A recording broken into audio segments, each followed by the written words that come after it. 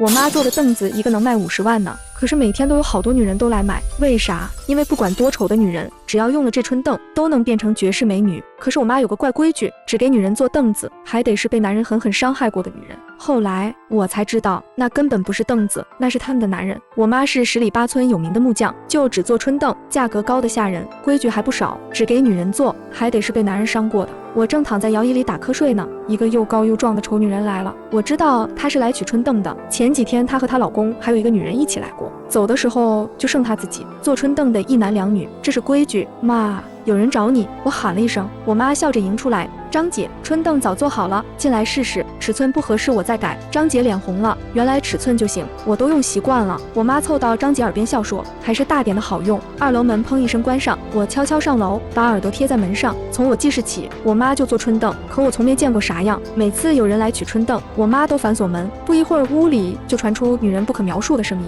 不一会儿，张姐痛苦又快乐的声音传出来，我竟从她声音里听出几分娇媚。我急得不行，春凳到底啥样？为啥能让女人那么快乐？正想着呢，屋里声音停了，我赶紧回院子拿苍蝇拍装样子打苍蝇。没一会儿，张姐拎着大箱子，脸红红的走出来。我好像觉得张姐比来的时候瘦了点，皮肤也更白了。我知道过几天她就会变成大美人，这就是春凳的神奇之处。张姐走到我面前停下，问我妈，你啥时候让你闺女继承手艺呀？我妈看我一眼，叹气说，她还不行，等她交了男朋友就能接手了。我早想退休了。我一听我妈让我继承手艺，那不就能见到神秘春凳了？其实我早有男朋友了，我俩感情可好，可我妈一直不让我谈，我不敢说。张姐一走，我赶紧跟我妈说，妈，我早有男朋友了，你教我做春凳吧。我兴奋地看着我妈，心里盘算着，一个春凳20万，我1个月做3个，干几年就退休，和林清寒归隐山林。没想到我妈更愁了，看我的眼神悲伤得像要下大雨。你们睡过吗？我脸一下子红了，没想到我妈问这么敏感的问题，我怕她打死我，可她说我成年了，不会像小时候那样管我。我羞涩地点点头，我妈笑着揉我头发，明明在笑，我却觉得她要哭。你长大了，改天带你男朋友来家里，妈和他聊聊，他过了妈这关，你就能做春凳了。我们邓女的第一把春凳都是给自己做的。我心里嘀咕，我也没见过我妈的春凳，改天得偷偷找找。我高兴地给林清寒打电话，告诉他我妈要见他。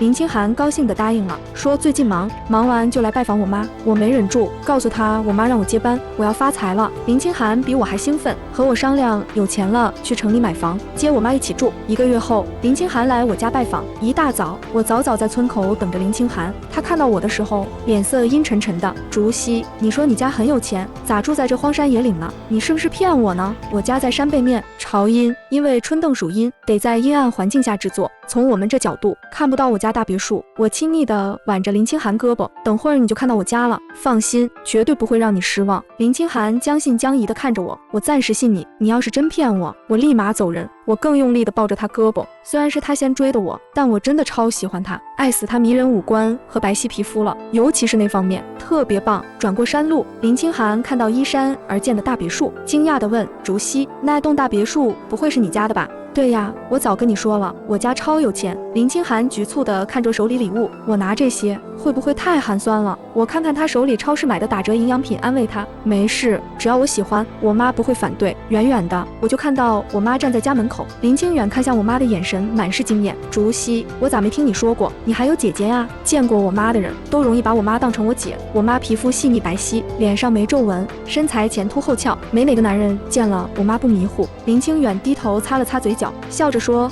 你妈那么漂亮，你咋一点不像你妈呢？小时候我也问过我妈这问题，我从小就丑、黑、胖、矮，青春期满脸痘痘，这2年痘痘没了，留一堆痘印。来店里的阿姨常跟我妈开玩笑，说我妈在山沟沟里捡到的我。每次我妈都说，其实我跟她长得很像，等我会做春凳，会比她更漂亮。所以我特想做春凳，就盼着有一天变成女神。我寻思，是不是做春凳的材料特殊，有美容养颜作用呢？我妈说了，等我做春凳就会变漂亮。林清远捏捏我肚子上肥肉，嫌弃地说，但愿吧。林清远走到我妈跟前，乖乖问好。我妈优雅地伸出手跟他握手，你好清远，我是竹溪的妈妈。林清远惊喜地握住我妈的手，好久都不愿意松开，直到我咳嗽一声，他才依依不舍地松开。我不满地瞪他一眼，气呼呼地进屋了。我妈好像很高兴，追上来在我耳边说，材料不错。饭桌上，我妈打听林清远的家庭状况，越听越满意。林清远18岁的时候，他爸妈出意外死了，现在孤身一人，工资还不错，我也挺满意。以后媒婆媳矛盾，老公又帅，学历又高，就我这长相，我晚上都得趴在被窝偷着乐。林清远几杯酒下肚，开始抱着我妈哭哭啼啼，说等和我结婚了就搬过来和我妈一起住。我妈就是他亲妈，我们正聊得尽兴呢，张姐来了。我知道张姐会变美，可还是被惊艳到了。巴掌大的小脸，一点殷红的唇，高高隆起的胸部，纤细修长的腿，跟电影明星似的。张姐拿了几箱好酒来感谢我妈，我见怪不怪，低头给林清寒剥虾。林清寒眼睛直勾勾盯着那几箱好酒。张姐和我妈寒暄着，走过来就摸上了林清寒的脸，小伙子挺帅呀，你女儿眼光不错。林清寒也不拒绝，嘿嘿傻笑看着张姐。张姐的手一转，往林清寒下边抓了一把。林清寒涨红了脸，迅速夹住腿，他也不拒绝，继续嘿嘿傻笑。张姐坏笑着对我妈说，等你女儿的春凳做好了，你女儿就有福气喽，她到时候肯定比我还美。我生气地甩下筷子上楼了。我以为林清寒会追上来哄我，没想到他竟然要出去送张姐。我妈的脸一下子拉下来，把林清寒撵回来，自己亲自去送张姐。晚上关上灯，林清寒草完事就睡着了。我摸摸我的脸，等我变漂亮了，他就会开灯看我了。我躺在床上翻来覆去睡不着，起来到天台看星星，一阵女人娇嫩的呻吟声断断续续传到我耳朵里。我家邻居离得很远，这声音只可能是我妈的。我刚出生，我爸就死了，难道我妈偷人了？呸，是交男朋友了。不过我能理解，我妈单身这么多年，挺辛苦的。我就是好奇，是哪个男人把我妈这朵高岭之花摘了？我悄悄挪到我妈卧室窗户下，只一眼，我震惊地瞪大了眼睛。我妈她到底在干啥呢？只见我妈坐在一个绣墩样式却看不出材质的凳子上，身子上下起伏着，她闭着眼，嘴里的声音时而高昂，时而唧唧嘤嘤。一个凳子咋能让我妈这么舒服呢？她那模样就跟在和男人睡觉似的。我赶紧摇摇头，打消这个念头。一个普普通通的凳子咋可能比男人好用？过了好久，我妈站了起来，那凳子中间竟有个物体在慢慢变小，最后完全缩了进去。我瞪大眼想瞧仔细些，可离得太远，啥也看不清。我妈端来一盆水，仔细清洗春凳，清洗的时候一直在说话，我竟然听到了我爸的名字。我爸的名字，我妈喝醉时叫过一次。我问过我妈，我爸啥样？是啥人？那次我妈第一次发脾气，说永远不许提我爸。从那以后，我再不敢提我爸。清洗完，我妈把春凳包好，放进保险柜。我慌乱地回到自己屋里，难道那个凳子就是我妈的第一把春凳？我妈总说制凳人第一把春凳是做给自己的。我有男朋友，才不要春凳呢，到时候把我的春凳卖了，和清寒去旅游。早上起来，我妈带我走进她卧室，打开保险柜。你不是一直想知道春凳长啥样吗？今天就让你看看。我极力压抑着内心的欢喜，跟着我妈进了卧室。我妈打开保险柜，小心翼翼取出一个大盒子，盒子一打开，一股浓郁的香味扑鼻而来，还夹杂着一丝腥气，就是昨晚上我妈坐的那把凳子。春凳造型像古时候大家小姐做的绣墩，可那材质不像木头，也不是石头，有点像人的皮肤。想到这儿，我胳膊上冒出一层密密麻麻的鸡皮疙瘩。我走过去，正想坐上去体验一下，一下子被我妈推到一边。我的春凳只有我能坐，你以后有了自己的春凳，随便坐，不坐就不坐，摸一下总行吧。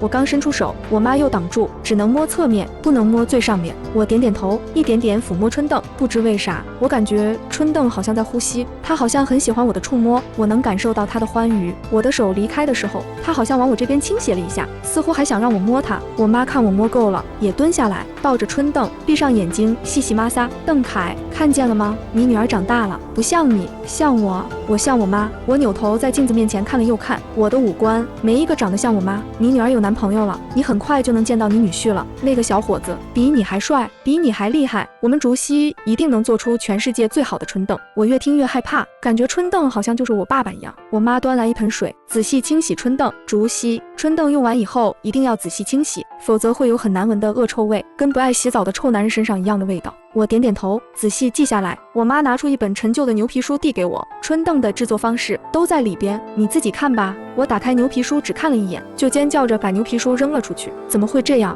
我惊讶地看着我妈，捂着嘴跑了出去。我趴在花坛里疯狂呕吐，差点把胆汁都吐出来。林清寒刚起床，看到我在吐，立马走过来。竹溪，你咋了？胃不舒服吗？我带你去看医生。我紧紧抓住林清寒的手，把他往外推。你快走，以后别来我家了，咱们去城里买房子，以后再也不回来了。林清寒摸摸我的额头，笑着说，没发烧啊，咋说胡话呢？你不是说离不开你妈妈吗？我妈对我很好，以前是离不开她，可现在她要是个魔鬼，我害怕。我飞快回到卧室，把林清寒的东西全收拾好，把他推出去。你先走，等我电话，我去找你。林清寒有点恼了，推开我回到院子里。竹溪，你发啥疯？放着好好的大别墅不住，买啥商品房？我一抬头，我妈就站在露台上，面无表情看着我。我不敢跟林清寒说实话，她肯定以为我疯了。我找各种理由劝她走，她都不走，我急得就差给她跪下了。这时林清寒手机响了，林清寒拿出手机看了一眼，嘴角弯起一抹不易察觉的笑。竹溪，我有点事，回城里一趟，办完事就回来找你。我看着林清寒的车消失在弯弯曲曲的山路上，松了口气。我妈坐在沙发上，支着头看恐怖片，看到我进来，我妈说了一句，还没做春凳恐怖。妈，我不会把林清寒做成春凳的，我爱他，非常非常爱，我也不继承你的手艺了，我会努力工作，和清寒一起在城里买房，以后不回来了，你保重。我说的郑重其事，我妈却满脸不在乎。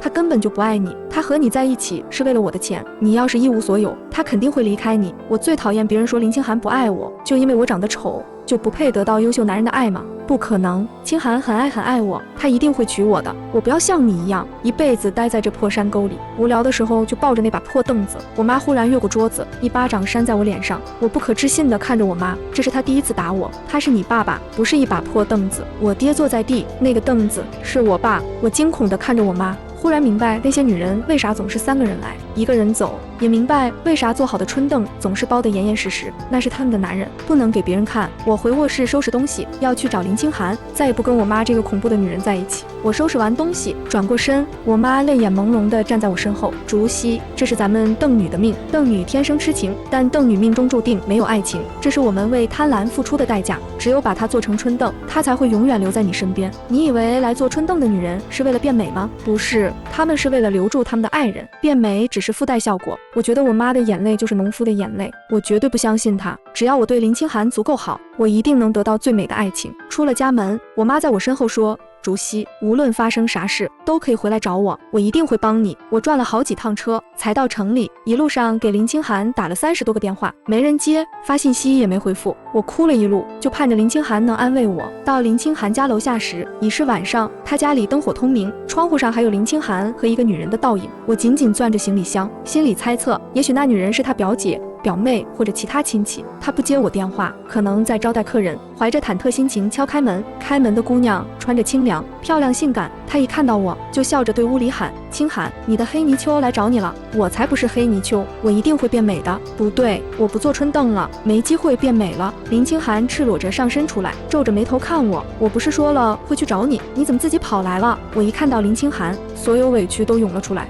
扑上去抱着他哇哇大哭。清寒，我以后只有你了。林清寒一把把我推开，嫌弃地擦掉我粘在他身上的泪水，小心翼翼地瞟那个女孩子。清寒，她是谁呀？我质问林清寒，希望他给我个满意答案。林清寒不回答我，把我连人带行李推了出去。我家有客人，你自己出去找地方住吧。我紧紧抓住林清寒胳膊不放手。清寒，我身上钱不多，我和我妈断绝关系了，我不想做春凳了，我只有你了。林清寒一听，立马变了脸色。孟竹溪，你他妈是不是傻子？你知不知道你唯一的魅力就是家里有钱？你和你妈断绝关系，没钱，你拿什么养我？我惊讶地张大嘴，他追我的时候可不是这么说的。清寒，你不是说你喜欢我善良纯真吗？你不是说内在美比外貌重要吗？林清寒把我拉到镜子面前，瞪大眼睛看看你自己，你身上哪里值得我喜欢？不要跟我说你有内在美，内在美没用。我哭得一把鼻涕一把泪，抱着林清寒胳膊不撒手。我不走，我就要跟着你，只要我对你好，你会重新喜欢上我的。那女孩看我俩争论不休，没了耐心，女孩穿上衣服要走。林清寒急了，静阳，你别走，我会把她赶走的，我根本就不爱她。林清寒跟着静阳走了，我在林清寒家等了3天3夜。这3天我想了很多，除了好皮囊，我还爱林清寒什么？我发现林清寒好像没其他优点了。我决定放过自己，不爱他了，要回家找妈妈。可脑海里有个声音告诉我，我必须爱林清寒，错过林清寒，我永远都不会再有爱情了。我不受控制地留了下来，我把林清寒家打扫得干干净净，到了饭点就做林清寒喜欢吃的饭菜。我要等林清寒回来，林清寒还是不接我的电话，有时候会回我信息，问我走了没有，知道我没走，他就不回信息了。第4天早上，我还在睡觉，林清寒屋里传来女人的尖叫声，我爬起来做了3个人的早餐，还为那个女孩准备了一碗红糖鸡蛋茶，一直到中午2人才出来，不是我前几天见到的静阳。林清阳拉着女孩坐下，看着我说，你不愿意走就留下吧。我全当请了一个免费的保姆，我咬紧嘴唇说，我是你女朋友，我不同意分手。女孩吃着我中午新做的红糖荷包蛋茶，嘲笑我，见过贱的，没见过你这么贱的。林清寒爱恋地抚摸着他的头发，他就是一头猪，哪有我们珊珊聪明。吃完饭，林清寒让我去帮他买娃娃隔离器，要最大号的。我浑浑噩噩地买了回来，林清寒都投给我一拳，我要最大号的，你买的最小号啊，我放得进去吗？我抹掉眼泪，转身出去重新买。走在路上，我边走边哭，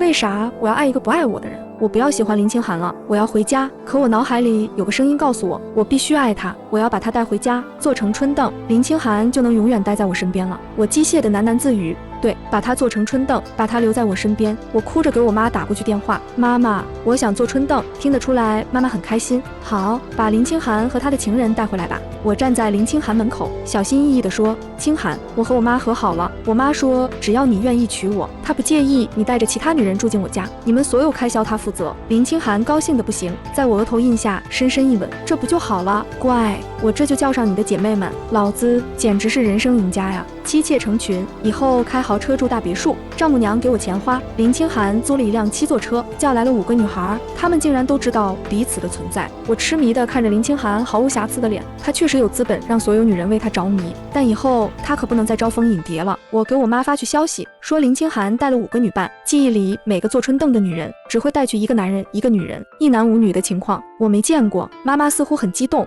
宝贝，你太棒了，你将拥有世界上最好的春凳，让他们快来。车子到了山脚下，我们就下车了。我妈说不允许陌生人到我家，这一次林清寒自动把自己当成了我家男主人。林清寒指挥我妈，妈，你给他们5个一人准备一个房间，就安排在我和竹溪的卧室旁边，给他们排好表伺候我。周一到周六一人1天，星期日我休息。我妈没接话，而是摆了满满一桌子好吃的，拿出了张姐上次带来的好酒。先吃饭吧，吃完饭我给你们安排。林清寒坐在主位，左拥右抱，我泪眼朦胧地看着他，他为啥不爱我呢？他怎么可以不爱我呢？别的女人只爱他好看的皮囊，只有我爱他的一切，就算知道他是渣男我也爱他。我和我妈一直没动筷子，看着他们6个人大快朵颐。很快他们都晕了过去，我妈一手拎一个，把他们拖上2楼。屋里面收拾得干干净净，摆着一堆做春凳的工具。我打开牛皮书，一行一行仔细看，怪不得我妈说做春凳比恐怖片恐怖，恐怖片不及春凳1/10。开始之前，我先告诉你春凳的由来。1500年前，我们孟家一个祖先又黑又丑又胖又矮，他夫君背叛了他，他儿子被夫君打死了，他自己也差点被夫君打死。他开始自救，他3拜1叩上了山，求山神让他拥有最美的脸，花不完的钱，祈求他的爱人可以永远留在他身边，祈求他夫君身边的野女人永远消失。山神说他求得是世上最难得的东西，感情和金钱不能兼得，但能以另一种形态存在。他答应了，成了一名邓女。作为交换，邓女一生只会爱一个人，无论那个人是好是坏，但邓女永远不会得到所爱之人的爱，却能把所爱之人永远留在身边。她回家后迷晕了她夫君和她夫君的小妾，把她夫君做成了一把春凳，一把活的春凳，把她夫君的小妾做成了养料，滋润养护她的春凳。她挣了很多钱，没人的时候就守着她夫君说悄悄话，她夫君心情好的时候会晃一晃回应她，心情不好就一动不动。她老了以后把这门手艺传给了她女儿，她死的那天，她的春凳也死了，化成了一滩肉泥。春凳是活的，林清寒会一直陪在你身边，他的命和你的命连在一起，你死他才会死。我的心久久无法平静，我爸爸竟然一直活着，就活在我妈妈的保险柜里，所以我触摸他时感受到的开心是真实的。他知道我是他女儿，那爸爸呢？你爱他吗？我妈美丽的眼睛里落下一串晶莹泪珠。我爱他，我比任何人都爱他。我妈拿出一张黑白照片递给我，我爸爸剑眉星目，鼻梁高挺，长相和林清远不相上下。他来我们这里收老物件，我一眼就看上了他。我娘说喜欢就去追，我不敢。那时候我和你一样，又黑又胖又丑又矮，怪不得我妈说我长得像他。原来我妈没做春凳之前和我一样，我把家里老物件都找出来，连卖带送的给了她，就为了看她一眼。她知道我很有钱，就有事没事来门口转。有一天她跟我说，咱们结婚吧。她给我带来大城市时兴的婚纱，还给我带来闪闪发光的钻戒。她让我放心的把自己交给她。在半山腰的土地庙里，我偷偷把自己交给了她。就那一次，我有了你。结婚以后，她3天2头要钱，说出去收货，10天半月回来一次，回来拿了钱就走，货从来没见过。我快生了，我托人给她送去消息，消息石沉大海。我急了，坐别人的牛车赶到城里，原来她在城里有家，有老婆有孩子。他们笑着讨论我就是个傻子，只要有我在，他们一家人不用工作就有花不完的钱。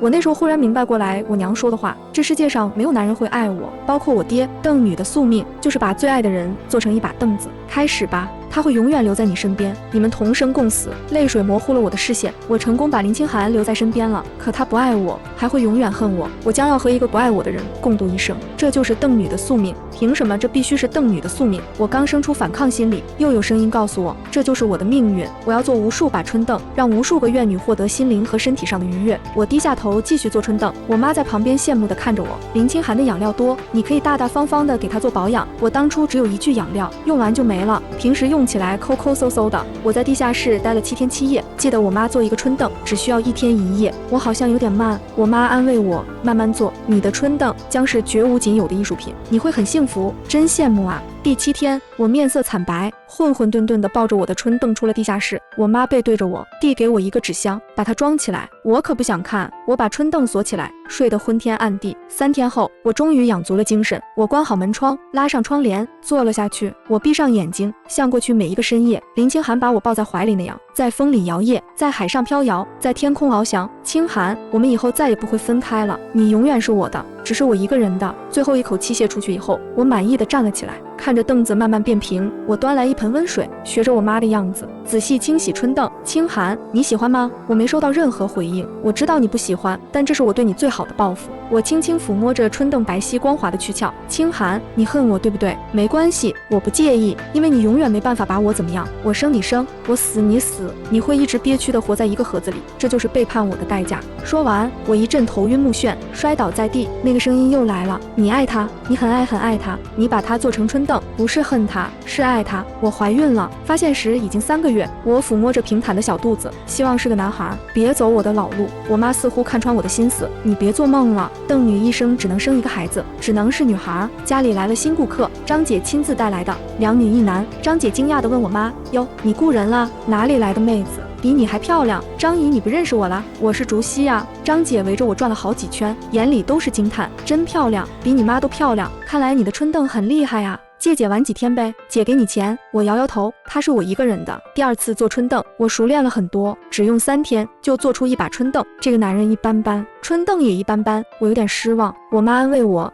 你的春凳大概率是你这辈子的巅峰了。这第2把春凳其实也不错，我妈没告诉我，等我能自立门户，她就要死了。我发现我妈的时候，她已经死了，她恢复成原本的样子，又黑又胖又矮又丑。我妈的春凳化成一滩烂肉，直接把我恶心吐了。我妈给我留了一封信，她说她试过救我，希望我过普通人的生活，但她输了。她也试过救自己，无数次想把她的春凳丢掉，可只要有这念头，脑子里就会有个声音告诉她，必须爱她，只能爱她。妈妈说，如果实在救不了自己，就顺其自然吧。她希望我活着，但她解脱了，她早就过够了这种恶心的生活。邓女也是人，能分清好坏善恶，我们明白坏人不值得爱。妈妈果然懂我的心思，从我把林清寒做成春凳开始，我就想已经1000多年了，为啥我们还要传承这个不正常的手艺？我想要普通的生活，我想让我的孩子也过上普通的生活。我忍着各种不适，硬是去医院做了流产手术。我没后代了，邓女就没传承了。回到山上时，天色已黑，我路过山神庙，一个清冷的男声传来，孟竹溪，进来。我朝四周看看，没人，我以为幻听了，我准备继续往山上走，那个声音又响起来，孟竹溪，进山神庙里来。我打开手电筒，壮着胆子进入漆黑的山神庙。高大的山神像端坐在石台上，明明是一尊泥塑，我却在他身上看出了生气。孟竹溪，你违反约定了，你享受了我的赐予，却不履行义务，我要惩罚你。我环顾四周，想找出人来，山神又说话了，你不用找了，你区区凡人，看不到我。你现在立刻跪下，忏悔赎罪，然后再去找一个男人，到怀孕为止。我既然敢拿掉孩子，就是抱着掐断恶习的决心，大不了一死，我不会下跪，也不会再怀孕。你要是不开心，你就杀了我。我转身离开，山神在我身后愤怒咆哮，你敢违背我的意愿，我一定杀了你。我直接回家，一觉到天亮。我猜对了，山神不敢杀我，或许是他杀不了我。我拿出春凳，坐了上去，春凳毫无变化。我拎着春凳往山神庙走，阳光照在春凳上，春凳疯狂痉挛颤抖，好像很害怕。我明白过来，牛皮书记载春凳必须包裹好，不是因为不能让别人看到自己的春凳，而是春凳不能见光。我抱着春凳要去阳光下，我开始犯迷糊，好像有人控制着我。我知道他又来了，我对着手狠狠来了一刀，瞬间清醒了。我大步向山神庙走去，等我把春凳拎到山神庙的时候，春凳绵软成一滩泥趴在地上。山神，你给我出来！没人回应我，但我知道山神肯定在。我能感觉到一束狠毒的目光落在我身上，真正的山神不会这么看他守护的子民。我拿出一把刀，正对着春凳的正上方。你不出来，我就把我的春凳剁成肉酱。别，我在。山神的声音听上去很虚弱，好像受了重伤一样。我忍不住一阵反胃，厌恶地看着我的春凳。我知道春凳是什么了，每个春凳里的人都是你，对不对？他们早就死了。没人回应我，我直接划开春凳的表皮。啊，住手！我说，我马上要渡劫了。我成仙以后，你想要什么我都能给你。我在心里默想，你这种恶毒的东西也配成仙？我手里的刀又向下一分。啊，告诉我春凳的真相。我说，我是一只水蛭，天道不允许水蛭成仙，说我们太肮脏。我无意之间喝了仙人滴落的一滴仙水，可以修行，但我没有任何法力，只能精神控制。我就想到了戒阴补阴，春凳就是戒阴的媒介。凳女的春凳是母凳，通过母凳，我可以穿梭在每一个春凳之间。那些女人想要春凳时，我就会通过母凳进去她们的春凳里，我吸食她们身上的阴气，帮助我修炼。被狠狠伤过的女人身上阴气最重，我暂时付出一些灵力让她们变美，让她们越来越频繁使用春凳。等她们死的时候，我回去一次性收回之前给她们的所有灵力，她们就会变成原来的模样。用过春凳的女人不会活过45岁，尤其是凳女。凳女阴气最重，我会优先吸食。凳女换人以后，我就会来到新凳女的春凳，老凳女就会马上死去。我手里的匕首又深了一分。1000多年，她害了多少女人啊！我都告诉你了，别杀我。等我成仙，我会解除契约。我抱起春凳离开。山神松了一口气，说道：好险，差点挂了。我把春凳放在阳光下，狠狠刺了下去。你疯了，你也会死。为了一己私欲，伤天害理，我本就该死。从此世界上再没有凳女，也再不会有女人被利用。